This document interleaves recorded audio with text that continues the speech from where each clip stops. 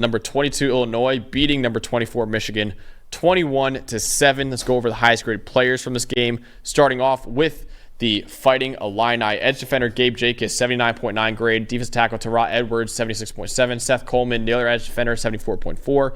Matthew Bailey, the safety, 72.7. Ezekiel Holmes, the D tackle, is 70.7. Luke Altmaier had a 59.9 grade in this one. Let's go over to Michigan with their highest graded players in this loss for the Wolverines. Mason Graham, the highest grade player, 86.9 grade. Great game for the projected top 5 pick in the NFL draft. Jay-Sean Barham, 82.6 grade. Josiah Stewart, another solid game for him, 78.5. Colston Lovin, the tight end, really the only source of offense for Michigan, seemed like offensively, 75 grade. And then Kenneth Grant, 74.3. Jack Tuttle, 28.7 grade. Now I'll talk about him in just a second, Dalton. But for you, what was the stat that told the story? Do you want to go first with that one? Yeah, okay. It's really what we're getting at here with Michigan. Yeah, Michigan, the stat that tells the story, Michigan has 0 transfer quarterbacks. 0. They didn't bring in a single transfer quarterback after last year. And what's really maddening about that is that J.J. McCarthy they had, who obviously was a great player, top 10 pick, first-round pick, everything, national champion.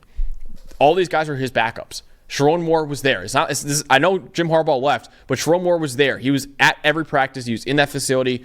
He knew these quarterbacks inside and out. He saw this room and still didn't bring in a quarterback. That, to me, is beyond comprehension how Michigan did not attack the portal and go after a quarterback, because they knew what they had here in this quarterback room, and they have nothing. They can't do anything in this quarterback room. Jack Tuttle, 30.1 passing grade, 20 for 32, 208 yards, 0 touchdowns, 1 pick, 1 big-time throw, 4 turnover-worthy plays. He threw short of the sticks on 69% of his throws in this one. He wasn't even pushing the ball downfield, it felt like, at all. This is Michigan's fewest points in a game since 2014. Dalton, last week, Purdue scored 49 points. Purdue scored 49 points on Illinois. And with that Purdue team, last week, Ryan Walters, the head coach, was calling offensive plays in that game for the first time in his career. Before that, ironically, he was Illinois' defensive coordinator. So we're talking about like a Matt Patricia type situation at Purdue, where the defensive-minded head coach is so bad offensively for that team that he goes, you know what? I know I'm a defensive guy. I'm calling plays offensively.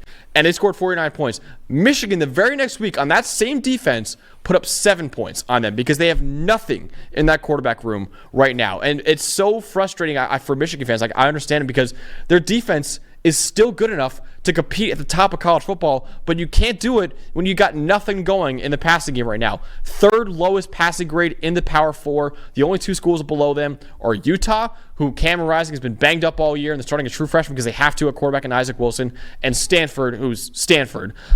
It's inexcusable that you look at this quarterback room and refuse to go after someone in the portal. You're the defending national champions with great NIL as well. We're not talking about a school that, like, oh, they couldn't have gotten, good quarterback. No, they could have gotten someone if they went to the portal and got them. I think right now, Don, you look at the schedule, you can go from defending national champion, 3 straight Big Ten champion, 1 regular season loss over the last 3 years. We could be talking about a 7-5 team, if not worse, this year because of how bad, how putrid this quarterback situation is for the Wolverines. Yeah, they very well could finish the season 6-6. They could. Yeah, I mean, they got Oregon, Indiana, Ohio State, and then one more they could lose. Or maybe it was this game. It was the Illinois game because now they're 4-3. Yeah. So that Oregon, Indiana, and Ohio State. You got to be one of them to not be 6-6. I mean, Michigan is still last in the Power 5 in passing yards per game, and there's only 5 teams in the country with lower. I mean, they're almost 10 yards lower per game than Iowa in passing yards per game. This is where we've gotten with Michigan, and I mean the stat for me is easy. It's just the turnover margin. It was 3-0 in favor of Illinois, and Illinois got 10 points off of those turnovers, those 10 points late in the second quarter, put them up 13-0. And look, if you get up 13-0 on Michigan, you're pretty much good.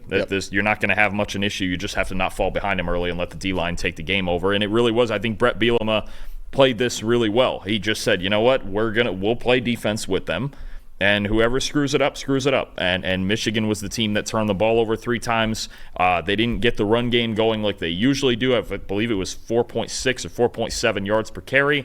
Yep. We already know they have to ride their run game to wins. Run game, defense, get ahead, the whole thing. They turned the ball over early. They fell behind early. They're not a team that can come back from behind, certainly from 2 scores. And it just it's caving in on Michigan's offense. It really has caved in all season. They've already played 3 different quarterbacks, and who knows if we'll see Jaden Davis, the freshman. But this is the disaster zone right now for Michigan because they are just incapable in the passing game. They just can't. No, they can't do it. Honestly, I think they maybe give one more game. You don't want to throw Jaden Davis out against Ohio State, Oregon, and I mean, they already have 3 Indiana. losses. No, I know, but like I just feel like at this point, to see what he's got, even going 9-3, you don't want to burn his red shirt either. So you can only play 4 games without burning his red shirt. They'd have to wait one more week. So we have to wait one more week. But then you're playing Oregon. You want to throw that kid out for his first career Well, start and it's not like, and I know that Tuttle was the big thing in this game, but it's not like it's just their no. They have their pass catchers aren't great. The offensive line's not blocking that well. Pretty much everything other than Colston Loveland is a struggle in their passing game. It's just not there. I mean, I think they're 4-3 for a reason, and the reason is they can't throw the football. They can't. No. So Dalton, what for you? I think we basically have the same set to tell the stories, the same most impressive part too. Yeah, so pretty much. Part. Yeah, I mean, really, I think we questioned, and you're going to mention the run defense and the numbers and stuff, but we questioned if Illinois was going to be physical enough to win this game. They were. Their defensive line was spectacular. You saw, was it 3 or 4 of their top 5 were defensive linemen. As a unit, 78.8 overall, 20 pressures, 5 sacks, only allowed actually less than 1 yard before contact per attempt, which against Michigan is terrific. That's what you want. Don't let those guys get in open space and break tackles. Illinois was the more physical team. It started with their defensive line. They had a great day. Yeah, the reason why I picked Michigan to win this game is because you look at the run D for Illinois, they actually had the worst run defense grade in the Power 4 entering the week, and the only thing Michigan can do offensively is run the ball. But I did mention in that preview that we did, I said, hey, the one thing that makes, again, like with Arizona, it's against Utah when I said, hey, I know the run D is bad, but if you could just focus on it without having to worry about them beating you over the top, maybe your run D could be better. And that's exactly what happened in this game, is Illinois could focus on stopping the run, which it did, because they did not need to worry about, Jack Tuttle beating them through the air because he couldn't do it. So they focused on the run game. 83.7 run defense grade overall, 4.6 yards per carry allowed, 13 run D stops on 30 carries, 4 tackles for loss or no gain, and a forced fumble. This is the Michigan's second fewest rushing yards all year. The only one where they had fewer was the Texas game, where they had to throw the ball a ton in that Texas game to come back from what was a massive deficit, right? So Illinois' run defense played really well, I think really because they were able to focus on it. They didn't need to worry about the pass game at all. They were able to just stack the box and focus on stopping the run, and they did just that, and they beat Michigan because of it. Yeah, no, absolutely, and that's it. If you just don't screw it up, and we've seen with Michigan, don't throw pick sixes, don't turn the ball over, don't give them easy opportunities. You can beat them because they can't move the football.